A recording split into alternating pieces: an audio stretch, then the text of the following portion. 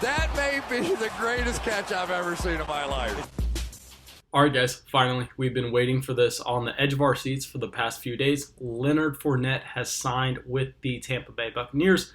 I don't think it's technically official yet, but I'm pretty sure that they've agreed to terms. We just don't know the exact contract details.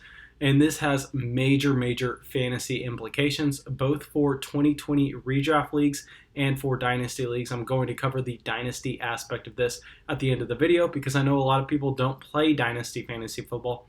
So at the beginning, we are just going to cover what this means for 2020. And I think that what we are going to see now is Leonard Fournette is going to be overdrafted. I know that Tampa Bay is looking like it's going to be extremely exciting. I mean, Tom Brady has more weapons than he's pretty much had in the past 10 years. I mean, he's looking at Mike Evans, Chris Godwin. Both of those guys are easily top 10 wide receivers in the NFL. Now, we've been hearing reports that Rob Gronkowski is back and healthier than ever after taking a year off. And if that is true, I mean, Rob Gronkowski is only 31 years old. And that's something that really is overlooked. I mean, you hear Gronk just because he was at the top for so long. You don't really understand how he is still only 31. But if we compare him to a guy like Travis Kelce, who's only 30 years old, I mean, they're right next to each other. So if Gronk truly does still have the talent, I mean, we're looking at a top 5 tight end at the NFL. Now we go to the running back position. Yes, Leonard Fournette. I mean, if you talk to the fantasy football nerds, I mean, if you talk to the NFL guys that are just strictly data, just strictly analytics, they hate Leonard Fournette. I mean, he's a guy that does not necessarily add a ton for an NFL team in terms of what they can do over expected value. But at the same time, we have to understand that he is a guy that is going to be able to handle a significant workload between the tackles. He is a big-bodied bruiser-type running back, similar to a Derrick Henry. He has the pedigree. I mean, he's been a top player all the way since dating out of high school. I mean, he went to LSU as one of the top recruits in the country. Then he comes out to the NFL. He's a top 5 NFL draft pick. And I mean, it's just been a slow fall to where now he's eventually cut from the Jacksonville Jaguars after even performing pretty well last year. I mean, he had 17 carries a game, almost 80 yards a game. And they go out here, cut him. I mean, he was on the league's worst offense. Now he lands on what's projected to be a top offense at the NFL. But for all these reasons, I truly believe that Leonard Fournette is going to be overdrafted in fantasy football in 2020. And this is due to, I believe he has a low reception ups. I mean, he has no ceiling in terms of receptions. I understand that he had about 80 receptions last year. And keep in mind, I just made a dynasty video going through and highlighting all my leagues, starting with my starting lineups. And we're going in and putting them in for week 1. And y'all saw I have Leonard Fournette in an absurd amount of dynasty leagues. I mean, I went out there in last offseason. I bought him everywhere when people were saying that he was injury prone and he was coming at a discount. I'm a guy who owns Leonard Fournette in a ton of leagues, but we have to acknowledge that last season with his receptions, they weren't necessarily due to Leonard Fournette being a significantly better receiving option than the other running backs in the backfield. What it was actually due to was Leonard Fournette was on a team that had no receiving options in that passing game. They had DJ Chark and that was it. So Leonard Fournette got a ton of dump-off passes, I mean, that really were just by default. They had nowhere else to look but to go his way. And that's why the team kind of realized that, I mean, he was not adding too much for the Jacksonville Jaguars, who were going out there and tanking for the 2020 season. We see what NFL teams really think about Leonard Fournette by letting him clear waivers. They weren't even willing to swap a 6th-round pick with the Jacksonville Jaguars to get them on their team. So now we're looking at him falling in a situation in Tampa, where I think he's going to be playing in a significantly better offense than he saw in Jacksonville. But at the same time, all we've been hearing is puff pieces about Ronald Jones. Bruce Arians is in love with Ronald Jones, blah, blah, blah, blah. So if Fournette is leaving a horrible team where he projected to have pretty much every touch out of that backfield, and on top of it, he projected to have a significant amount of targets due to the lack of receiving options in that offense. Now he is going to a team that, yes, it is significantly better. They are going to score a lot more touchdowns. Fournette is actually probably going to score more touchdowns on the Buccaneers than he would have in Jacksonville. But at the same time, we have to acknowledge the fact that there are so many more different avenues for Tom Brady to go to? I mean, is he really going to be willing to look for Leonard Fournette as his first option? I think the order of targets is going to go Chris Godwin, Mike Evans. Then we maybe see a combination of Rob Gronkowski. We see a combination of O.J. Howard at that tight end position. And then we're looking at the backfield, which is going to be split between Ronald Jones and Leonard Fournette to start the year. And this is where we get into kind of a gray area in terms of touches, because they're bringing in Fournette, who, yes, is a very big name, pretty much a household name. If you know the NFL, you know who Leonard Fournette is.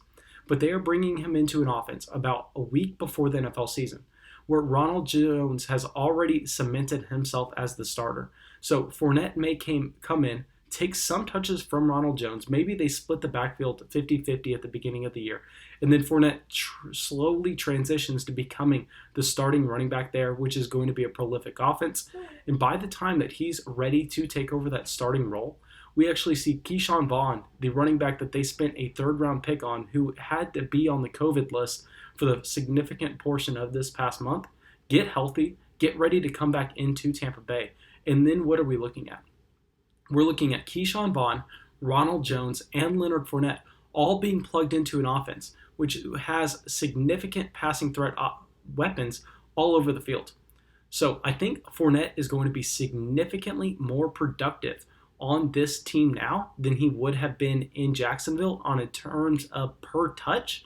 But when we look at raw numbers, I don't think that we're going to see fantasy production go up for Fournette than what we expected to see in 2020 in Jacksonville.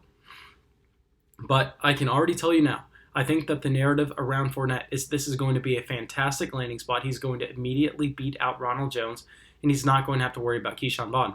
But coming from someone who has Fournette in a ton of leagues, I don't think we can be that optimistic. I think we have to look at the situation rationally, and I think we have to understand that he's going to be playing at a committee. And if he's playing in a committee, are we really going to be willing to spend a third-round pick on him in redraft leagues? Because that's where he was going whenever he was with Jacksonville. But now that he's in Tampa Bay, I don't expect this ADP to necessarily rise a ton, but I definitely don't expect it to fall either. So I think I'm going to need at least a 2-round discount on Leonard Fournette to be willing to go out there and take him in redraft leagues in 2020. I think that he's going to be mainly dependent on touchdowns for his production. He's going to get rushing yards, but that does not equate to much. And I think both Keyshawn Vaughan and Ronald Jones may get more third down work than Fournette, and that kind of scares me. So if he's not going to have that receiving upside that we saw him have in Jacksonville, I don't think I'm necessarily going to go out of my way to go get Fournette. And maybe in dynasty leagues, I'm going to be looking to sell high, at least if it is not a point per carry league. And a point per carry, Fournette is a smash. But if in a regular PPR league, if I can go out there, if I can get any significant contributor for Leonard Fournette, if I can go and get a 2021 first and second, I'm going to take that. If I can go out there and get a player like A.J. Dillon with another piece on top, I'm going to take that as well. Just because I think we're looking at Leonard Fournette being a one-year type player. Maybe he transitions to being a Carlos Hyde type journeyman from here on out and at the NFL level. But in Dynasty, what this also does is I think Ronald Jones, that dream is kind of over. And trust me, 2 seasons ago, I loved going out there and buying Ronald Jones. But regardless, we're looking at Keyshawn Vaughan. I think this is going to make him a premier buy in Dynasty leagues. I don't think you can do it right now. I think you have to wait a week or two, maybe when we see the Buccaneers go out there for the first 2 weeks. We see Ronald Jones and Leonard Fournette equally sharing this backfield. Keyshawn Vaughan is not even going to be in the equation. And that's when you're going to be able to go out there. You're going to be able to go pick up Keyshawn Vaughan for nothing in Dynasty leagues. Maybe you can go out there and throw a 2021 third and fourth round pick to get someone who just went in the late first, early second of your rookie draft. And then we see a year from now, Fournette is out of Tampa. We see Ronald Jones coming to the end of his rookie contract, and Keyshawn Vaughan is only in the second year. Yes, Keyshawn Vaughan is an older rookie running back, and I don't have him in a single Dynasty league. Maybe I have him in one. But this is coming from someone who does not have a rooting interest in him whatsoever. I was telling y'all, please sell him. Whenever his hype was going on strong back right after the NFL draft, I was begging y'all to go out there and sell Keyshawn Vaughan, get whatever you could for him. But we've seen his value almost go in, it's like 33% of what it was before. Keyshawn Vaughan was fetching a first and second round pick about 2 months ago. And now we're looking at that same player. And all that has really happened was he was on the COVID list and has not been able to participate. And we've heard good news about Ronald Jones. They bring in a 1-year running back with Leonard Fournette. I think this is a guy that you may be able to project for 2022 to provide you some running back production, especially since that 2021 running back class is not necessarily looking like it is anything special.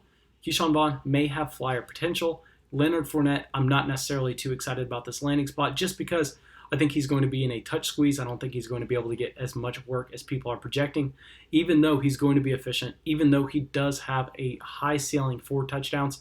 I'm mainly going to be staying away in fantasy football. But thanks, guys. Please go down there, go to the comments, let me know what you think, and let me know why I'm wrong. Have a great day, guys.